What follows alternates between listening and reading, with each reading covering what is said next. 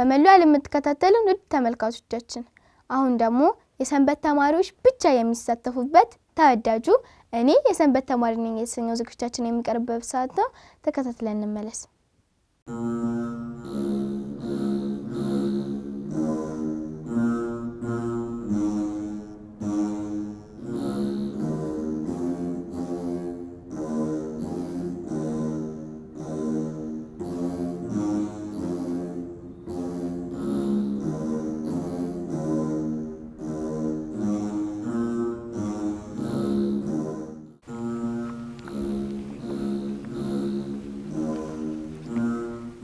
ሰላም ልጆች እንደምንሰነበታችሁ ዛሬም እንደተለመደው ዝግጅቶቻችንን በጥሞና እየተከታተላችሁ እንደሆነ ተስፋ አደርጋለሁ። አሁን ደግሞ የሰንበት ተማሪዎች ብቻ የሚሳተፉበት እኔ የሰንበት ተማሪ ነኝ የተሰኘው ዝግጅታችን የሚቀርብበት ሰዓት ነው አይደል ጎበዞች? አሁን የተረኛ ደብር ሰንበት ተማሪዎች መጥተዋል። ከነሱ ጋር ጥሩ ቆይታ ይኖረናል። ዝግጅቶቹን በመምራት አብራችሁ የምቆየው እኔ ብስራት ተስፋዬ ነኝ። እንጋብዛችሁ አይደለ?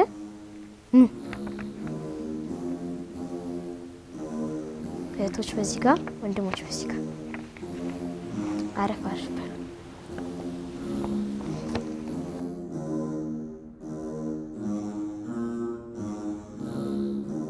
እንኳን ደህና መጣችሁ። እንኳን ደህና ቆየን። እንኳን አደረሳችሁ። እንኳን አብራ አደረሰን። እኔ የሰንበት ተማሪ ነኝ። እናንተስ? እኛም የሰንበት ተማሪ ነን። አሁን ደግሞ ራሳችሁን የመጣችሁበትን ሰንበት ትምህርት ቤት ለኔና ለልጆች አስተዋውቁልን። ስሜ ኪሩቤል ብርሃኑ ይባላል። የመጣሁት ያቀበና ቤተ ዓለም ቅድስት ኪዳነ ምሕረት ቤተክርስቲያን ነው። መጋቤ ሃይማኖት ሰንበት ትምህርት ቤት ይባላል። ስሜ ኤዶም ቢላል ይባላል። የመጣሁት ከቀበና ቤተ ዓለም ኪዳነ ምሕረት ሲሆን መጋቤ ሃይማኖት ሰንበት ትምህርት ቤት ይባላል። ስሜ ናሁሰና ቤዛ ይባላል። የመጣሁት ከየቀበና ቤተ ዓለም ቅድስት ኪዳነ ምሕረት ቤተክርስቲያን የመጋቤ ሃይማኖት ሰንበት ትምህርት ቤት ነው። ስሜ ክርስቲና በዛብ ይባላል። የመጣሁት ከቀበና ቤዛዊት ዓለም ቅድስት ኪዳነ ምሕረት ቤተክርስቲያን ነው። የመጋቤ ሃይማኖት ሰንበት ትምህርት ቤት። እሺ ቃልዎት ያሰማልን። አሜን። ቃልዎት ያሰማልን። እሺ እናንተ ክርስቲያኖች ናችሁ አይደለ? አዎ። የክርስትና ስማችሁን ሳትነግሩኝ? እሺ ገብረ ኪዳን። እሺ ወለተ መስቀል። እሺ ኃይለ ጊዮርጊስ። ወለተ ትንሣኤ። እሺ እግዚአብሔር ይስጥልን። አሜን። ቤተክርስቲያናችሁ በአዲስ አበባ የት አካባቢ እንደሚገኝ የሚነግረኝ? ኮከበ ጽባ ትምህርት ቤት ትንሽ አለፍ ነው። እሺ እንጨምራለን። ኮከበ ጽባ ትምህርት ቤት ትንሽ ገባ በሉ፣ ከ100 ሜትር ገባ በሉ። እሺ ኪዳነ ምሕረት ማለት ምን ማለት ነው እህቴ? ኪዳነ ምሕረት ማለት የእመቤታችን ቤት። ኪዳነ ምሕረት ማለት ኪዳን የተቀበለችበት። እሺ ኪዳነ ምሕረት ማለት የምህረት ቃል ማለት ነው። እሺ ኪዳነ ምሕረት ማለት ለኛ የምታድነን ናት። እሺ ሁላችሁም ቃልዎት ያሰማልን። አሜን። ቃልዎት ያሰማልን። እሺ ኪዳነ ምሕረት ማለት መጀመሪያ ከስሙ ትርጓሜ ስንጀምር ኪዳን ማለት ውል ማለት ነው። ምህረት ደግሞ ይቅርታ ምህረት ማለት ነው። ስለዚህ አጠቃላይ ስናነበው ምን ይሆናል? የምህረትና የይቅርታ ውል ይባላል። ስለዚህ ኪዳነ ምሕረት ማለት ይሄ ነው። እሺ ቅዱሳን ለኛ አስፈላጊ ናቸው ወይስ አይደሉም? ለምን? እሺ ናቸው። ለምን? አሁን ለምሳሌ እኛ ላይ ሰይጣን መጥቶ ሌላ ነገር ቢያደርግብን እነሱ ነው የሚረዳን። እሺ አዎ ናቸው። እሱ እንደገለጸው ሰይጣን ቢመጣ ያድኑናል ቅዱሳን በሚለው። እሺ ናሁሰናይስ? ቅዱሳን ለምን እንደተፈጠሩ አሁን እኛን ለማዳንና እኛም ለነሱ ክብር ለመስጠት ለማመስገንም ነው የተፈጠሩት። እሺ እንጂ ለማዳን ብቻ አይደለም የተፈጠሩት። እሺ እሺ ናሁሰናይ እንዳለው እኛን ቅዱሳን ለማኛን ሊያድኑን እና ኃጢአታችንን ሊሸፍኑልን። እሺ ተመልካቾቻችን እነሱ ካሉት በተጨማሪ ቅዱሳን ለኛ አስፈላጊ ናቸው። ለምን ከተባለ ቅዱሳን የእግዚአብሔር ወዳጆች ናቸው። ስለዚህ እግዚአብሔር ያከበራቸውን ወዳጆቹን እኛም በቻልነው አቅም ማክበር አለብን እና በሽታ እንኳን ቢይዘን እግዚአብሔር በቅዱሳን ላይ አድሮ ነው እኛን የሚያድነን። ስለዚህ ቅዱሳን ለኛ አስፈላጊ ናቸው። እነሱንም ማክበር አለብን። ዛሬ ለኔና ለልጆች ምን አመጣችሁልናል? እንታቀርቡት ነገር? እሺ አንተ ጀምር። መዝሙር። እሺ ሌላስ? ጸሎት። እሺ ግዕዝ። እሺ ክርስቲና? እሺ መጀመሪያ ከመዝሙሩ ጀምሩልን። ሌላ ማለት? እሺ ግጥም እንጨምሩት ነገር አለ? እሺ ከመዝሙሩ ጀምሩልን። በጌቴሴማኒ በአትክልቱ ቦታ በጌቴሴማኒ በአትክልቱ ቦታ ለእኛ ሲል ጌታችን በዓለም ተንገላታ አዳምና ሔዋን ባጠፉት ጥፋት አዳምና ሔዋን ባጠፉት ጥፋት ለእኛ ነበረብን የዘላለም ሞት መስቀል ተሸክሞ ሲወጣ ተራራ መስቀል ተሸክሞ ሲወጣ ተራራ ድንግላል ይገርፉት ነበረ ሁሉም በየተራ ድንግል አልቻለችም እንባዋን ልትገታ ድንግል አልቻለችም እንባዋን ልትገታ ልጇ በመስቀል ልጇ ሲንገላታ በአምላክነቱ ሳይፈርድባቸው እንዲህ ሲል ጸለየ አምላክ ሆይ ማራቸው ተጠማው ሲላቸው ተጠማው ሲላቸው ሆምጣጤ አመጡለት ከሐሞት ደባልቀው በረቂቅ ስልጣኑ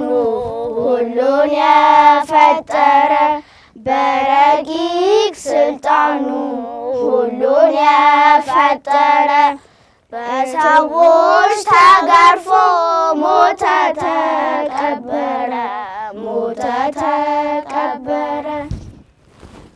ዝማሬ መላእክትን ያሰማልን። እመቤታችን ቅድስት ድንግል ማርያምና ቅድስት ኪዳነ ምሕረት አንድ ናቸው ወይስ አይደሉም? እሺ ናቸው። ለምን ሁለቱም አሁን እመቤታችን ቅድስት ኪዳነ ምሕረት ካለን እመቤታችን ማርያም ማለት አይቀርም። አንድ ናቸው። ወንድሜ ኪሩቤል እንደገለጸው ለምን ቅድስት ኪዳነ ምሕረት ድንግል ማለታችንም ስለማይቀር።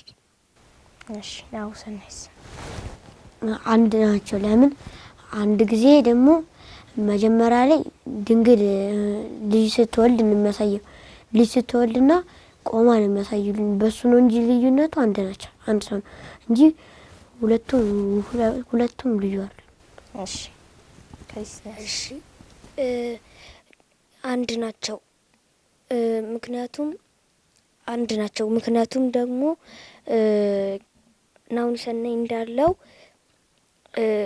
ልዩነት የላቸው። ጎበዞች ቃሎት ያሰማልን። አሜን። ቃሎት ያሰማልን። እሺ እኔ ደግሞ ማብራሪያን ስገልጽ እመቤታችን ቅድስት ድንግል ማርያምና ቅድስት ኪዳነ ምሕረት አንድ ናቸው። ለምን ከተባለ እመቤታችን ቅድስት ድንግል ማርያም እና ቅድስት ኪዳነ ምሕረት የተባለችበት ምክንያት ምሕረት ኪዳን ሲሰጣት ነው። እመቤታችን ማርያም ደግሞ ስሟ ነው። ስለዚህ ሌላ ምሳሌ ብንወስድ በዓታ ለማርያም ስንል ምን ማለታችን ነው? በዓታ ለማርያም ስንል እመቤታችን ቅድስት ድንግል ማርያም ወደ ቤተ ክርስቲያን የገባችበት ቀን ስለሆነ በዓታ ለማርያም ይባላል። ስለዚህ ወደ ቀጣይ ጥያቄ ስናልፍ ሴቶች እመቤታችንን መምሰል ይችላሉ ወይስ አይችሉም? አይችሉም። ለምን? እመቤታችን እሷ እኛ ምንላትን የምታደርግልን ድንግል ስለሆነች። እሺ ክርስቲናስ? አንችልም። ለምን? ኤዶም እንዳለችው እኛ እመቤታችንን መምሰል አንችልም። ለምን? እኛና እመቤታችን አንድ አይደለም። እሺ ለዚህ ማብራሪያ ስንሰጥ ሴቶች እመቤታችንን መምሰል ይችላሉ ወይስ አይችሉም ለሚለው መምሰል ይችላሉ ግን መሆን አይችሉም ነው። እኛ ሰዎች እግዚአብሔርን ምሰሉ ከተባልን ሴቶችም እመቤታችንን መምሰል ይችላሉ ማለት ነው። ግን መሆን እንደማንችል ታውቃላችሁ አይደለም? ጎበሶች። ለቅድስና የሚያስፈልጉ ወይም ቅዱስ ለመሆንና ቅድስት ለመሆን የሚያስፈልጉ ነገሮች ምን ምንድን ናቸው? ተግቶ መጸለይ። እሺ ተግቶ መጸለይ። ንጽህናችንን መጠበቅ። ንጽህናችንን መጠበቅ። አብነት መማር። በየቀኑ መጸለይ። በየቀኑ መጸለይ። ቃሎት ያሰማልን። አሜን። ቃሎት ያሰማልን። እሺ ሁሉንም ጠቅሳችኋል። ለቅድስና የሚያስፈልጉ ነገሮች ብዙ ናቸው። ለማጠቃለል ያህል ከ10ቱ ትእዛዛትን ጨምሮ ሁሉንም ህግጋትን መፈጸም እነዚህ ለቅድስና የሚያስፈልጉ ነገሮች ናቸው። እሺ አሁን ደግሞ ወደ ሰንበት ትምህርት ቤታችሁ እንምጣ። የእናንተ ሰንበት ትምህርት ቤት ለልጆች ምን ምን ኮርሶችን ያስተምራል? እሺ መዝሙሮችን። ሌላስ? ታሪኮችን ይጨምራል። እሺ ክርስቲና? የእመቤታችንን ታሪክና የእግዚአብሔርን ታሪክ። እሺ ናውሰን ትጨምራለህ?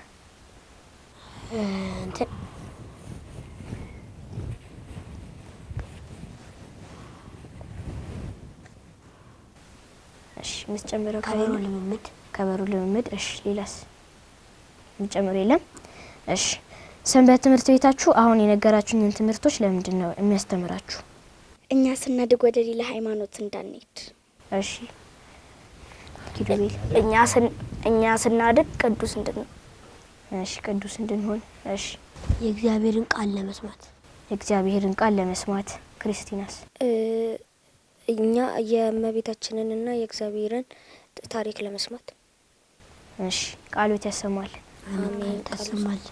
እሺ እናንተ ሁላችሁም ለታላላቆቻችሁና ለታናናሾቻችሁ ትታዘዛላችሁ ወይስ? እሺ ክርስቲና ካንቺ ልጀምር። እንታዘዛለን። ምን በማድረግ? ይህንን እቃ ሲሉን እሺ ብለን ሂደን በማምጣት የሚያዙንን ነገር ደግሞ በተግባር በመንፈስ። ሌላለሽ? እሺ ናውሰናይስ? እነሱ መጀመሪያ እኛን ማክበር አለባቸው። ታላላቆቻችን ማክበር አለባቸው። እነሱም እኛን ሲያከብሩ እኛም ማክበር አለብን። እሺ ሌላ የምታረከው ነገር አለ? ለታላላቆችና ለታናናሾች? ለታላላቅ አረጋለሁ፣ የሚሉኝን እሰማለሁ። እሺ ታላላቆቻችንም ማክበር አለብን። ለምን? እነሱ ከኛ እድሜ ገፋ ስለሚሉ። ለምሳሌ እቃ በማጠብ፣ ቤት በማስተካከል፣ አልጋ በማንጠፍ። እሺ ኪሩቤል? አሁን ለምሳሌ እናት አባቶቻችን ቢሆኑም ታናሾቻችን ቢሆኑም እነሱን አሁን ለምሳሌ ያኛውን እቃ አምጣሉን ቢሆኑም ማምጣት አለብን። እንቢ ማለት የለብንም። ታናናሾቻችን ታላቆቻችንም በህመም ጊዜ እያሉ ያኛውን ነገር አምጣልን ሲሉ እንቢ ማለት የለብን። እሺ ለታላላቆቻቸውና ለታናናሾቻቸው የማይታዘዙ ህፃናት አሉ አይደለ? ለእነሱ ምን ትመክራላችሁ? ነው ሰኔ ካንተ ልጀምር። ምን እንመክራለን? እንዲታዘዙ። እሺ እንዲታዘዙ። ሌላስ ምን እንዲያደርጉ ትመክራቸዋለህ? የሚሉትን እንዲሰሙ። እሺ ክርስቲና? ይሄንም እነሱን እንዲያከብሩ እና ይሄ በስርዓቱ ለማለት ማክበር። እሺ ኪሩቤል? እንዲማሩ አሁን ለምሳሌ ታላላቆቻችን እንዲያከብሩ አሁን ተማሩ የሰንበት ትምህርት ቤት ተማሩ ሲሏቸው እንቢ ሊሉ ይችላሉ። እሱን ታላላቆቻችን አለማክበር ስለሆነ ማክበር እንዳለብን። እሺ ምን ትመክራቸዋለሽ? ታላላቆቻቸውና ታናናሾቻቸውን ለማይታዘዙ ቅድም ኪሩቤል እንደገለጸው ቤተሰቦቻችን ቢታመሙ እንዲያምጡ ሲላቸው እምቢ ማለት ያለባቸው። እንዲም ቅድም ኪሩቤል እንደገለጸው ሲታመሙ እምቢ ማለት የለብንም። ጠቅለል ስናደርገው ልጆች ቤተሰቦቻችን፣ ታላላቆቻችንና ታናናሾቻችን ማክበርና መታዘዝ አለብን።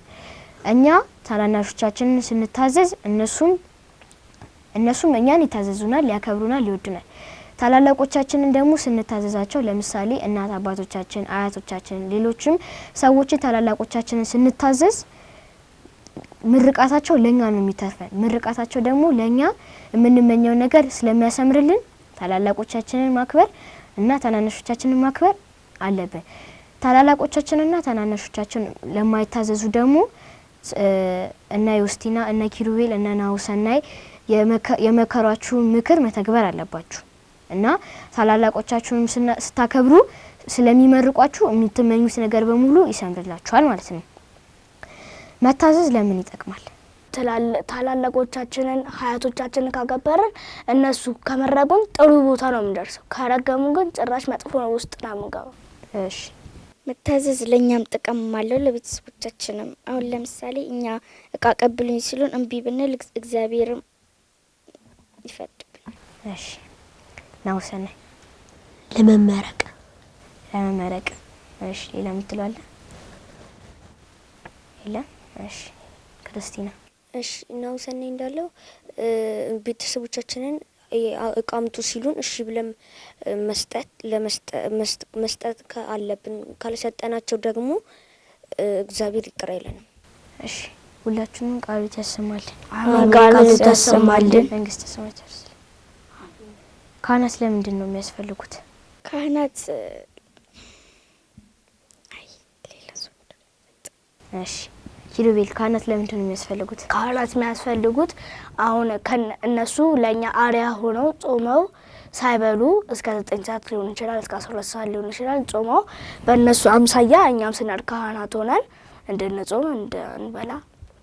እሺ ክርስቲና? እሺ ኪሩቤል እንዳለው ካህናት እስከ 6 እስከ 9 እና እስከ 12 ሳይጾሙ ምግብም ሳይበሉ ውሃም ሳይጠጡ ለኛ እንትን የሚያገለግሉ። እሺ ናሁሰናይ? ለመቀደሻም ይሆናል እኛም እንድንቆርብ ስነ ስርዓትም ለማስተማር ይሆናል። እሺ ሁላችንም ቃሉት ያሰማልን። አሜን። ቃሉት ያሰማልን። እሺ ይሄን ጥያቄ ጠቅለል ስናደርገው ከመጀመሪያ ከውልደታችን እስከ ጥምቀታችን ጀምሮ ካህናት ናቸው አይደል የሚያጠምቁን። ስርዓተ ተክሊል ስንፈጽም እነሱ ናቸው የሚያጋቡት። ስንቆር እነሱ ናቸው የሚያቆርቡን አይደል? ካህናት የግድ አስፈላጊ ናቸው ማለት ነው። ካህናት ያለ ቤተ ክርስቲያን ባዶ ናት። እሺ ካመጣችሁልን ነገር ያላቀረባችሁት ነገር ካለ አሁን ማቅረብ ትችላላችሁ። ግጥም። የግጥም ርዕስ ሞቱ ምጽአቱ። ምጽአቱ ሞቱ ሞቱ ምጽአቱ ነው። ከምድር ከመሬቱ በአምላክ ለተበጀው የሥላሴ እፍታ እውቀት የሆነው ሲጠበቅ ለኖረ የጌታ መምጣት ሞቱ ምጽአቱ ነው። ቀኝም ይሁን ግራ ቦታውን ላለየ የስጋ ሲጨነቅ በምድር ለቆየ እጅና እግሩን ጠፍንጎ መሬት ለያዘችው የፍትወት ተገዢ የአዳም ወገን ሰው ነው። የጌታችን መምጫ ሞቱ ምጽአቱ ነው። ስላዳመጣችሁኝ አሜን። ቃሉት ያሰማልን። እሺ ኪሩቤል የምታቀርበው ነገር አለ? ግዕዝ። እሺ ሰላም ለኪ እንዘንሰግድ ብለኪ ማርያም እመነን አስተበቋኪ ማርቤን አቢ ተማጸነበኪ ወእንታና እምኪ ወያቄ ማቡኪ ማህበረኒዮም ድንግል ባርኪ። እሺ ቃሉት ያሰማልን። ክርስቲናስ? አትብ ገጼ ወኩለንታዬ በትምህርተ መስቀል በስመ አብ በወልድ ለመንፈስ ቅዱስ አሐዱ አምላክ አሜን። በቅድስት ሥላሴ እንዘ አመን ወጽማጸን ከደከ ሰይጣን በቅድመ ዛቲ እመየ ቅድስት ቤተ ክርስቲያን እንተ ይእቲ ስመየ ማርያም ጽዮን ለዓለመ ዓለም ለአኩተከ እግዚኦን ሴባከ ንባርተከ እግዚኦ ሳሰበኩ አከ ልደኒ ለከ ኦ ዘለከ ይሰግር ኩሉ ብርቅ ወለተ ይትቀነይ ኩሉ ንስሐን አንተ ውእቱ አምላከ አማልክት ወእግዚአ አጋእዝት ወንጉሰ ነገሥት አምላክ አንተ ለኩሉ ዘስጋ ወለኩላ ዘነፍስ ወንጼ በአከ በከመ መሐረነ ቅዱስ ወልከ እንዘ የምልል አንተ ሙሰብ ሶበት ጸልዩ ከመዝ በሉ ቃሎት ያሰማልን። እሺ ናውሰነ ውዳሴ ሀለክስት ነባራም ድንግል ወለተ አምላክ ዘይትነበብ በዕለተ ሰኑይ ፈቀደ እግዚአ ግዞ ለአዳም ዙነውት ጉዘ ልቡ ያግባ በዘስካት መንበሩ በበሳሉ ምረቱ ሳሊነ ቅዱስ ሰረቀ በስጋም ድንግል ዘንበለ ዘራበሲ ዋዳነን ነሄዋን ታሳታ ከይሲ ፈታለሊያ እግዚአብሔር ብዙ ሀብዙ ለማምኪ ወለጻርቂ ሰምረ ልቡ አፈራሳው ዋጋዛ ሳሊ ለቅድስት። እሺ ቃሎት ያሰማልን። አሜን። ቃሎት ያሰማልን። መንግስተ ሰማያትን ያወርስልን። አሜን። ያላቀረባችሁት ነገር አለ? የለም። እሺ ወደ ቀጣይ ጥያቄ ስናልፍ ጾም መጾም ምን ጥቅም አለው? ኪሩቤል። ጾም መጾም ጥቅም ያለው መንግስተ ሰማያት እንድንገባ። እሺ ሌላስ? ጾም ካልጾምን ዝም ብለን ከበላን እግዚአብሔር ራሱ ይፈርድብናል። ለምን? እግዚአብሔር አሁን ለምሳሌ የአብይ ጾም ከሄድን እግዚአብሔር ጾሙ ብሎ ነው የጾመው እንጂ ኃጢአት ኖሮበት ሳይሆን ጾሙ ብሎ ስለጾመ እኛ መጾም አለብን። ካልጾምን ደግሞ የመንግስተ ሰማያት ወራሽ ልንሆን አንችልም። እሺ ወንድማችን ኪሩቤል እንደገለጸው ጾም እኛ በስጋ ምናምን መብላት የለብንም በጾም ጊዜ እናውቃለን። እግዚአብሔርም ይቆጣናል የጾም ነገር። እሺ ናውሰነ ጾም መጾም ምን ጥቅም አለው? ጾም መጾም ጥቅሙ እኛም ወደ ኃጢአት እንዳንገባ ለኛም ደግሞ ጥሩ ጥቅም አለው። ብዙ ጥቅም አለው ለኛ። እሺ ክርስቲና። ናውሰነ እንዳለው ኃጢአት እንዳንገባ እና ወተት ስጋ በቃ የጾም ነገሮች እንዳንበላ። እሺ ልጆች ይህን ጥያቄ ጠቅለል ስናደርገው ጾም መጾም ጥቅም አለው። ጥቅሞቹ ደግሞ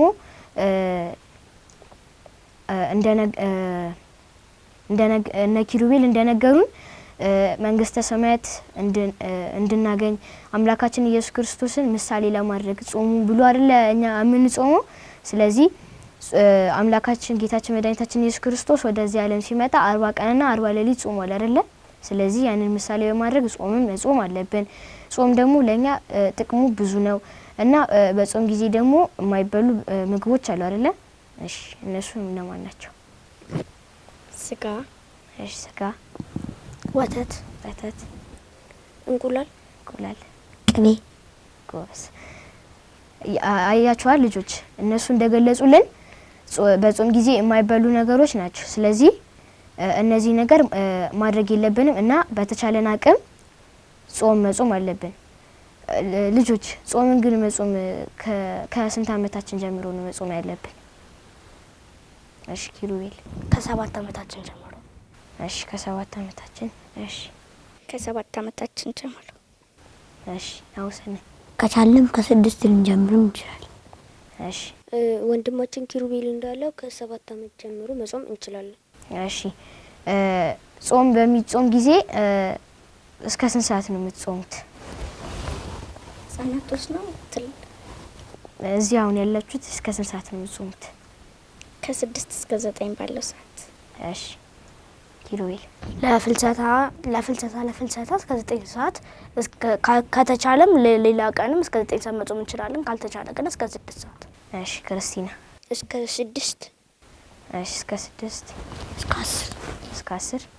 እሺ ጎበዝ። በመጨረሻ ሰንበት ትምህርት ቤት የማይገቡ ዝም ብለው ቤት ተቀምጠው የሚውሉ ልጆች አሉ አይደለ? ለእነሱ ምን አይነት መልእክት ማስተላለፍ ትፈልጋላችሁ? ሰንበት ትምህርት ቤት እንዲገቡ ለወላጆቻቸውና ለእነሱ ምን ምክር ትመክሯቸዋላችሁ? ኪሩቤል። እንዲገቡ ነው የምለው። እነሱ ካገቡ ትምህርታቸውንም አይነካባቸው። ከትምህርታቸው ጎን ስለሆነ ቅዳሜና እሁድ ስለሆነ ከነሱ እንዲማሩ። እሺ ወንድማችን ኪሩቤል እንዳለው መግባትም አለባቸው፣ ስነ ስርዓትም እንዲያውቁ ከቤተ ክርስቲያን። እሺ ናውሰነ። የእግዚአብሔርን ቃል እንዲሰሙ ስነ ምግባርም እንዲፈልጉ ስነ ስርዓትም ሰውን እንዲያከብሩ መማር አለባቸው ሰንበት ትምህርት ቤት። እሺ ክርስቲና። እሺ ሰንበት ትምህርት ቤት ያልገቡ ልጆች ቤታቸው ቁጭ ያሉት ልጆች ገብተው የእግዚአብሔርን ጸጋ ቢቀበሉ ብዬ ለልጆች መክራቸዋለሁ። እሺ ልጆች ሰንበት ተማሪዎች ጓደኞቼ እንደነገሯችሁ ይሄንን ድርጊት መፈጸም አለባችሁ። ምክንያቱም የእግዚአብሔርን ቃል ካልተማራችሁ ባዶ ናችሁ። ስለዚህ ሰንበት ትምህርት ቤት የግዴታ መግባት አለባችሁ። በአቅራቢያችሁ በሚገኝ ቤተክርስቲያን ሰንበት ትምህርት ቤት ገብታችሁ ተምራችሁ ለሀገራችሁና ለወገናችሁ መስጠቅሙ መሆን ትችላላችሁ። በመጨረሻ ማስተላለፍ የምትፈልጉት መልእክት ካለ ማስተላለፍ ትችላላችሁ። እሺ እኔ ማስተላለፍ የምፈልገው ለመምህራችን ምዕራፍና ለቤተሰቦቻችን። እሺ ኪሩቤል። መጀመሪያ ማመስገን የምፈልገው አምላኬን ነው። ሁለተኛ ቤተሰቦቼን እና አሁንም እዚህ ደረጃ ላደረሰ ምዕራፍና ሀና። እሺ ክርስቲና። እሺ መጀመሪያ እኔ ማስተላለፍ ለምፈልገው እዚህ ደረጃ ላደረሰኝ ለእግዚአብሔር ነው። ቀጥሎ ደግሞ እንደዚህ እዚህ መተን ይሄንን እንድናቀርብ ለልጆች የነገረን ምዕራፍ ነው። ምዕራፍን አመሰግናለሁ። እሺ ናውሰኔ በመጨረሻ። እሺ መጀመሪያ እህታችን ክርስቲና እንዳለችው እግዚአብሔር መጀመሪያ ማመሰግነው እግዚአብሔር ነው ለዚህ ደረጃ ያደረሰኝ። ከዛ ሁለተኛ ቤተሰቦቼን ነው እዚህ ሰንበት ትምህርት ቤት እንድማር ያደረሱኝ ያበቁኝ ቤተሰብን ማመሰግነው። በቀጣይ ደግሞ መምህሬን ምዕራፍን ማመሰግነው። ለምን እሱ ነው ለዚህ ደረጃ ያደረሰን እንድንማርም የእግዚአብሔርን ቃልም እንድንሰማ ያደረገን። እሺ ቃሎት ያሰማልን። አሜን። ቃሎት ያሰማልን። መንግስተ ሰማያትን ያወርስልን። አሜን። በመላው ዓለም የምትከታተሉን ውድ እግዚአብሔር ልጆች የዛሬ እኔ ሰንበት ተማሪ ነኝ የተሰኘው ዝግጅታችን ከመጋቢ ሃይማኖት ሰንበት ተማሪዎች ጋር የነበረን ቆይታ የተከታተላችሁትን ይመስል ነበር።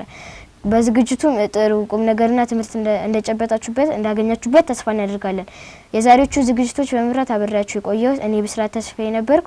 ቀሪ የቅዱስ ቂርቆስ ዝግጅቶች ይቀርባሉ። እኔ የሰንበት ተማሪ ነኝ። እናንተስ? እኛ የመጋቢ ሃይማኖት ሰንበት ትምህርት ቤት ተማሪዎች ነን። እናንተስ?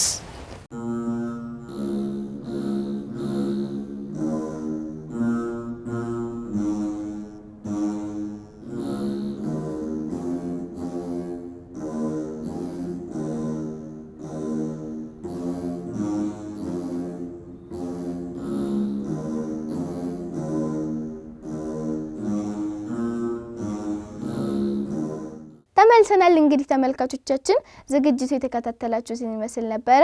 ከዚህ ዝግጅት ብዙ ቁም ነገርና ትምህርት እንዳገኛችሁ ተስፋ እናደርጋለን።